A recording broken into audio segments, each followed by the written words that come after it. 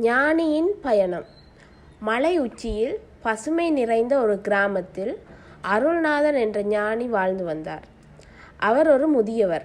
ஆனால் அவரது கண்களில் இளமையும் மனதில் ஞானமும் ஒளிர்ந்தன. கிராம மக்கள் அவரை அறிவின் கடல் என்று அழைத்தனர். ஏனெனில் அவர் எந்த ஒரு பிரச்சனையும் தீர்வு காண்பார். அவரது வாழ்க்கை எளிமையாகவே இருந்தாலும் அவரது வார்த்தைகள் ஆழமானவை. ஆனால் அவரது ஞானத்தில் உண்மையான சோதனை ஒரு பெரிய பயணத்தை தொடங்கியது. ஒரு நாள் கிராமத்தில் ஒரு தூதர் வந்தார்.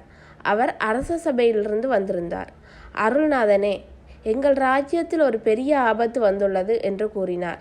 ஒரு மாபெரும் புயல் நம் நிலத்தை அழிக்க வருகிறது. அதை தடுக்க ஒரு புனித பொருளை, நீந்திய ஒளி என்ற மணியை தொலைதூரத்தில் உள்ள மந்திரமலைக்கு எடுத்துச் செல்ல வேண்டும். ஆனால் இந்த பயணம் மிகவும் ஆபத்தானது. உங்களை தவிர வேறு யாரும் இதை செய்ய முடியாது. அருள்நாதன் தயங்கினார். அவர் ஒரு முதியவர். ஆனால் அவரது கிராமத்தின் மீது அவர் கொண்டிருந்த பாசமும் மக்களின் மீது அவர் கொண்டிருந்த பொறுப்பும் அவரை இந்த பயணத்தை மேற்கொள்ள தூண்டியது. நான் செல்கிறேன் என்று அவர் உறுதியாக கூறினார். அருள்நாதன் தனது பயணத்தை தொடங்கினார். முதல் சவால் ஒரு பரந்த பாலைவனம். வெயிலும் கொளுத்தியது. தண்ணீர் இல்லை. உணவு கிடைப்பது அரிது. பயணத்தின் 3வது நாள் அவர் ஒரு தாகம் எடுத்த பயணியை கண்டார்.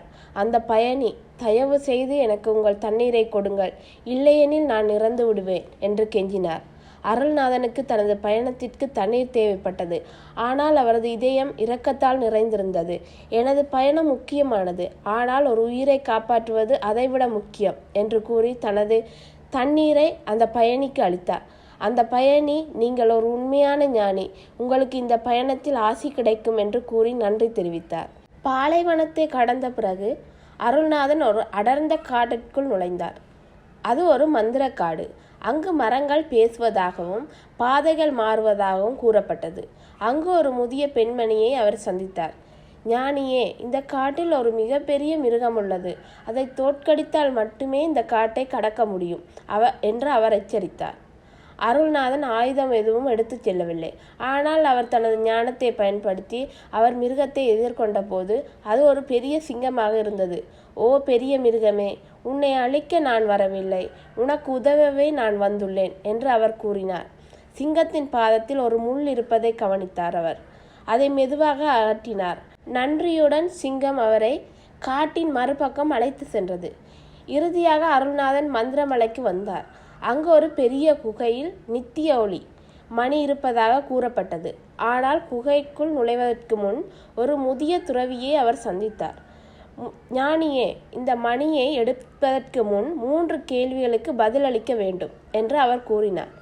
முதல் கேள்வி, உண்மையான செல்வம் என்றால் என்ன? அருள்நாதன் பதிலளித்தார். உண்மையான செல்வம் பணமோ பொருளோ அல்ல. மக்களின் மனதில் நாம் விதைக்கும் அன்பும் இரக்கமும் ஞானமும் உண்மையான செல்வம். இரண்டாவது கேள்வி, வாழ்க்கையில் மிகப்பெரிய சவால் என்ன? வாழ்க்கையின் மிகப்பெரிய சவால் தன்னை தானே புரிந்து கொள்வதும் தனது பயத்தை வெல்லுவதும் ஆகும் என்று அவர் பதிலளித்தார். மூன்றாவது கேள்வி, ஒரு ஞானியை ஞானியாக்குவது எது?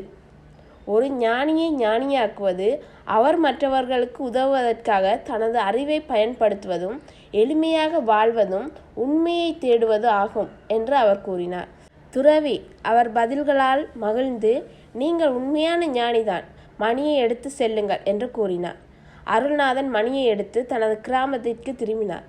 அவர் மணியை புனித இடத்தில் வைத்தபோது புயல் மறைந்தது. கிராமம் பசுமையாக மாறியது. மக்கள் அவரை போற்றினர். ஆனால் அருள்நாதன் கூறினார், நான் செய்தது என் கடமை. உண்மையான வெற்றி மற்றவர்களுக்கு உதவுவதில் உள்ளது.